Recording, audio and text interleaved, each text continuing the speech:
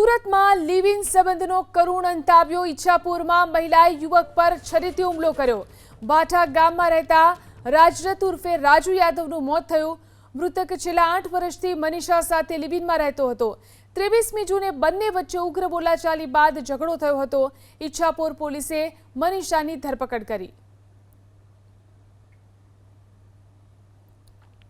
23મી તારીખના સાંજના સમયે મનીષાબેન અને રાજુભાઈની વચ્ચે પુષ્કળ ઝઘડો થયેલો હતો, જેમાં રાજુભાઈ રોજની જેમ તેઓને ગાળાગાળી કરી મારી નાખવાની ધમકી આપી પુષ્કળ મારામારી વગેરે કરતા હતા। જે દરમિયાન મનીષાબેન બચવા માટે પોતાના જે ઝૂંપડું છે તેના પાછળના ભાગે ચોકડી છે તે બાજુ ગયા અને એ દરમિયાન જે મરણ જનાર છે તેમનો પીછો કરીને મારઝૂડ કરી।